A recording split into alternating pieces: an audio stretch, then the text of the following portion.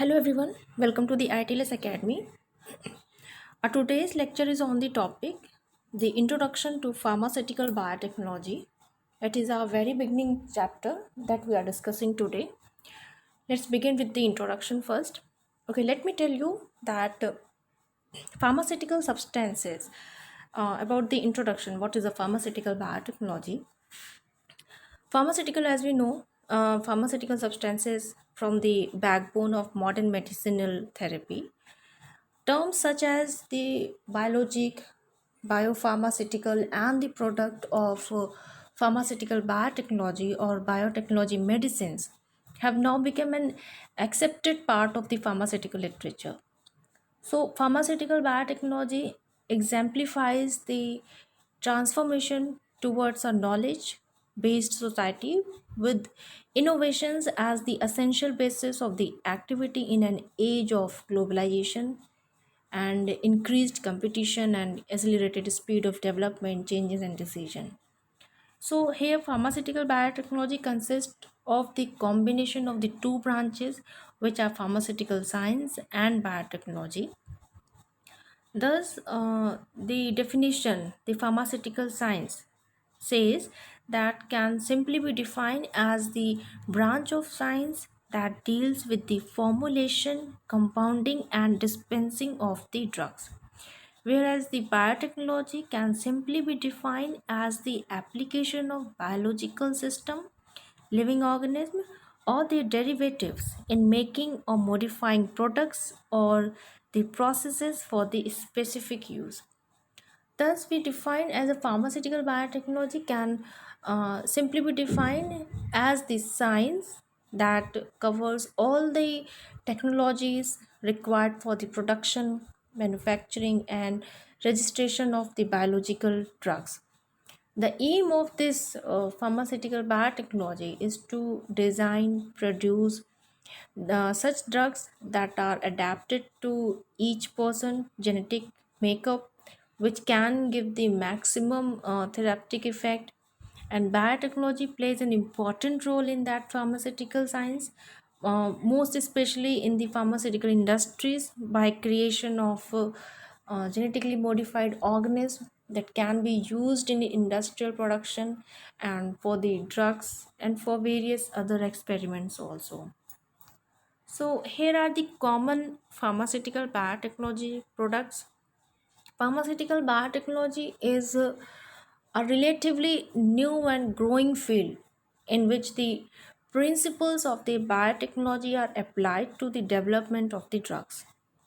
And a majority of the therapeutic drugs in the current market are bioformulations, such as we can take the antibodies, nucleic acid products, and vaccines. So, some common pharmaceutical biotechnology products that are made by biotech pharmaceutical companies includes your antibodies, proteins, and recombinant DNA products. Talking about the antibodies, antibodies are the proteins that are produced by white blood cells and are used by the immune system to identify bacteria, viruses, and other foreign substances and to fight them off and to dispense out of the body. So, in the recent years, monoclonal antibodies are one of the most exciting developments in the biotechnology pharmaceuticals. If we take an example, we can take it as actinin alpha monoclonal antibodies, in which actin smooth muscle monoclonal antibodies will be generated, and so on.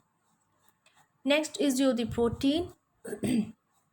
Proteins, generally made up of the amino acids, are large complex molecules that do most of the works in the cells and are required for the your structure, function, and regulation of the body tissues and organs. So, protein biotechnology is emerging as one of the key technologies of the future for understanding the development of many diseases like cancer or amyloid formation for better therapeutic interventions. Next is the recombinant DNA products. Let me introduce about this also. Recombinant DNA products are the deoxyribonucleoside acids is a genetically engineered DNA created by recombining fragments of the DNA from different organisms which of desired traits. Some of the recombinant DNA products includes your recombinant DNA vaccines, your recombinant DNA drugs, recombinant DNA enzymes, and recombinant DNA growth hormones, insulin, proteins, yeast. And if we take about the recombinant DNA vaccines, so let me tell you, recombinant vaccine is a vaccine that is produced through the recombinant DNA technology, and this involves insertion of the DNA encoding an antigen such as your bacterial surface protein that stimulates an immune response into bacterial or mammalian cell, expressing the antigen in these cells and then purifying it for them. Example, we take it as hepatitis B infection that is controlled through the use of recombinant hepatitis B vaccine. So these are the some live examples of how the pharma industries are involving nowadays your functional biotechnology techniques. Okay, let's understand how it's work. As we have talked about your recombinant DNA technology, what happens? The cells are removed from the patient. Then in the laboratory, a virus is altered so that it cannot reproduce. Then again, a gene is inserted into that virus. The altered virus is mixed with the cells from the patient that we have recovered. Then next step is to the cell from the patient becomes genetically altered, and now it is the altered cell are injected into the patient, and here in the patient's body the genetically altered cell produces the desired protein or hormones, and thus we can save the life of a human.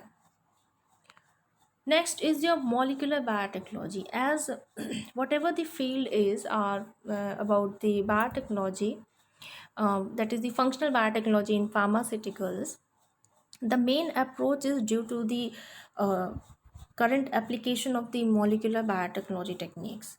So, a further and very important breakthrough tool plays after the development of molecular biology. The notion brought forward by the pioneer in the molecular biology in around 1950 that DNA encodes protein and in this way controls all cellular processes was the impetus for a new period in biotechnology. So the fast evolving DNA technologies after the development of recombinant DNA technology in 70 allowed the biotechnologists to control gene expression in the organism used for the biotechnological manufacturing. These developed technologies opened new ways for the introduction of foreign DNA into all kinds of organisms. Thus, genetically modified organisms constructed in this way to open up completely new possibilities for biotechnology. And with this tool and with these new approaches, all the new techniques that is your gene therapy, your recombinant DNA technology, and various vaccines and drug discovery and pharmaceutical genomics and your proteomics, chip gun, these all were the techniques that were based was on the molecular biotechnology. That was the emerging field, so it has a great application in this industries. Next is your pharmaceuticals and biotechnology benefits of combination. So when the two disciplines, that is the your pharmaceutical and biotechnology, come together, they result in many advantages for humankind in terms of your healthcare. So, biopharmaceuticals drugs aims to designing and producing drugs that are adapted to each person's genetic makeup. Thus, pharmaceutical biotechnology companies develop tailor-made medicines for maximum therapeutic effect. Now, with the help of these applications, better vaccines were produced, and better vaccines in the form of pharmaceutical biotechnology were produced. Biotech companies design and produce safer vaccines by organisms that are transformed through the genetic engineering, thus minimizing the risk of infection. So, here is a great development about the uh, about the drugs discovery in the pharmaceutical industries with the application of the biotechnology in it. Here are some applications of the products that been produced with the application of biotechnology. Examples includes your insulin, that is an hormone used for diabetes mellitus. Your gene therapy, that is the common function of gene therapy, involves the use of functional DNA to replace mutated DNA. Next is your example includes the clotting factors.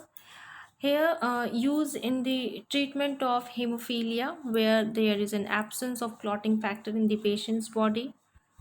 Next example is your human serum albumin, one of the most blood protein used in the treatment of burns. And your last one is your engineered enzyme that is used to treat variety of conditions that is due to the enzyme deficiency. Here are some examples. Next, let's talk about the pharmacogenomics. Okay, pharmacogenomics is the study of the role of genome in the drug response. Its name comprises of your pharmaco plus genomics that reflects its combining of pharmacology and genomics. So pharmacogenomics analyzes how the genetic makeup of an individual affect his or his her or his response towards the drugs, and it deals with the influence of acquired and inherited genetic variation on drugs response in patients by correlating gene expression or single nucleotide polymorphism with the pharmacokinetics, that is the drug absorption, distribution, metabolism and elimination, and pharmacodynamics, that is the affected mediated through a drug biological targets. So, the term pharmacogenomics is often used interchangeably with the pharmacogenetics. Although both terms relate to the drug response based on the genetic influences, pharmacogenetics focuses on single drug gene interaction, while pharmacogenomics encompasses a more genome wide association approach, incorporating your genomics and epigenetic while dealing with the effects of multiple gene on drug response. Okay, here we are talking about the pharmacogenomics.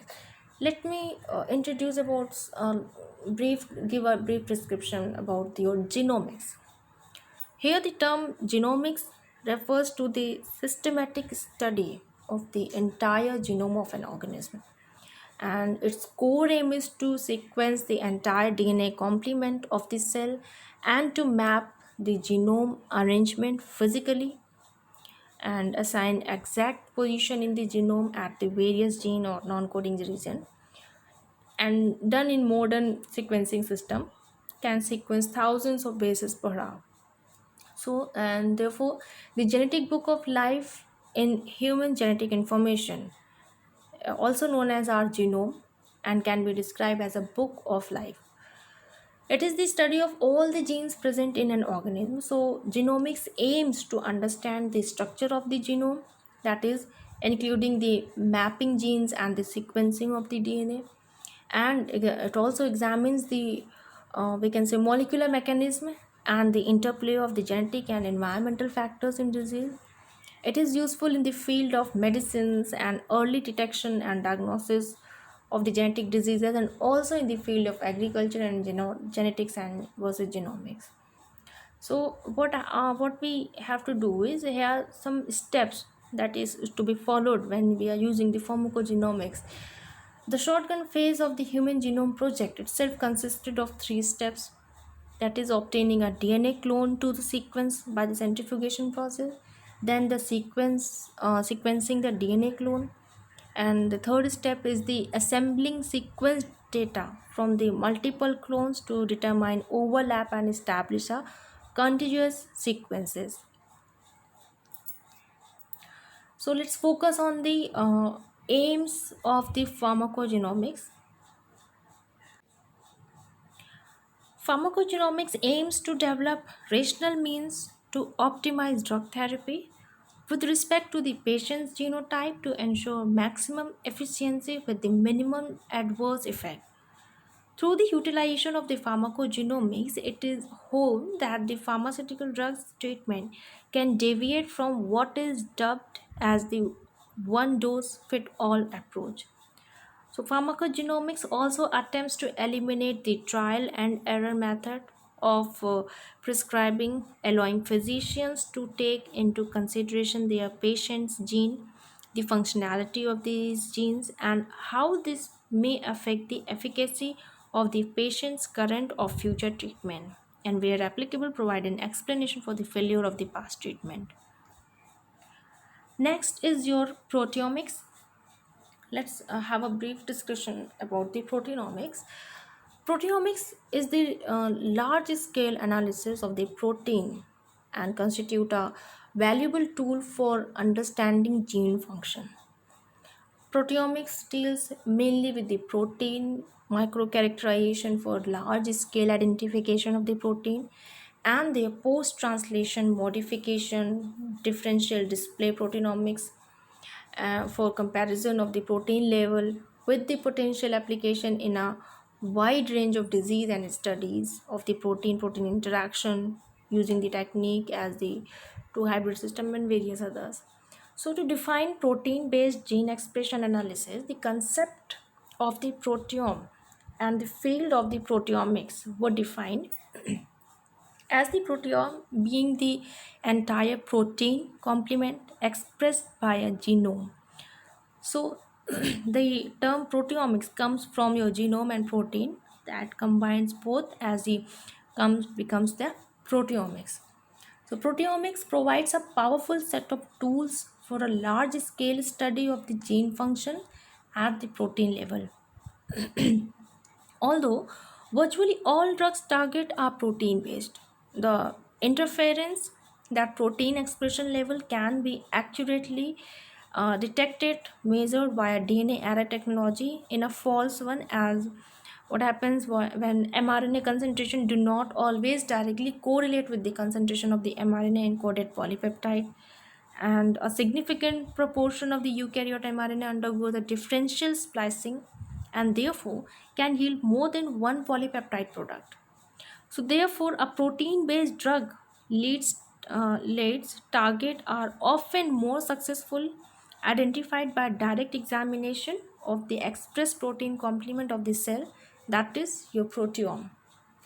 So, to define proteome based, to the field of the proteomics is rapidly expanding towards the increase in the number of the protein studied, automation of the separation and subsequent structural analysis, studies of protein interaction, and development of softwares to process the resulting data.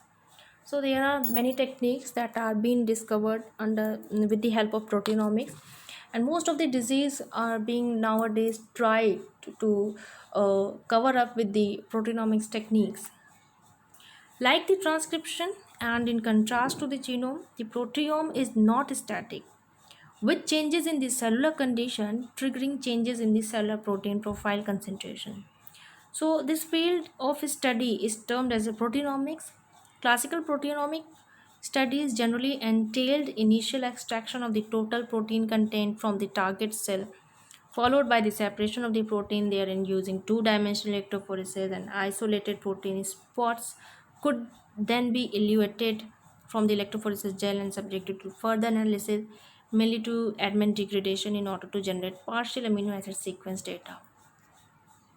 Thank you for being with us. For more information, please log on to our website www.itlsacademy.com and register yourself for the particular course. For more information, you can also follow us on Instagram, Facebook, Twitter, WhatsApp, LinkedIn, and yes, do not forget to subscribe our channel ITLS Academy at YouTube.